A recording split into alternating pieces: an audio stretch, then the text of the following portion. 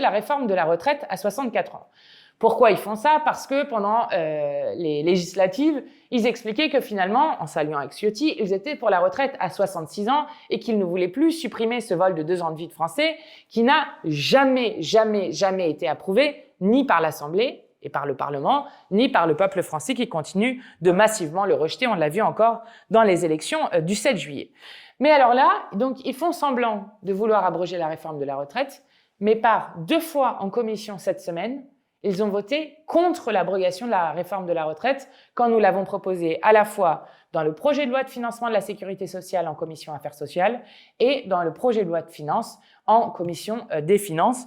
Donc, par 2 fois, ils votent contre. Et le jour même où nous étions en commission, ils ont là aussi voté contre. Donc, le Rassemblement national doit maintenant assumer devant les Français que la manière la plus rapide, la plus efficace et même la seule manière de pouvoir réellement abroger la retraite à 64 ans, eh bien, c'est de censurer M. Barnier et qu'eux font exactement le contraire, c'est-à-dire qu'ils viennent l'aider. Et il y a même eu une scène assez étonnante dans l'hémicycle, puisque dans l'hémicycle, là, les macronistes et les LR, qui sont censés être le socle commun, soutien du gouvernement de Barnier, qui sont en train de s'effilocher au fur et à mesure et de s'effriter au fur et à mesure.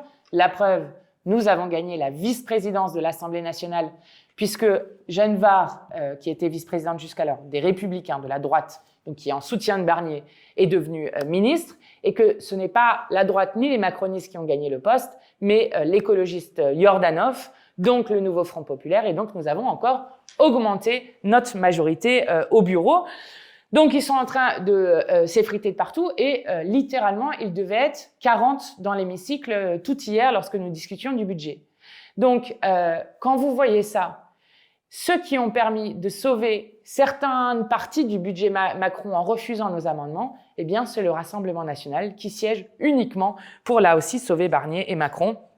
Et je le dis, face à l'arnaque du Rassemblement national, eh bien, sur l'abrogation de la réforme des retraites, nous avons d'abord gagné le premier vote jamais fait sur l'abrogation de la réforme des retraites ce jeudi même en commission des affaires sociales pour le retour de la retraite à 62 ans. Et je rappelle que nous sommes même pour le retour à la retraite à 60 ans. Donc nous avons gagné le premier vote jamais fait dans l'Assemblée et nous le gagnerons tôt ou tard puisque le 28 novembre, dans notre niche parlementaire, nous proposerons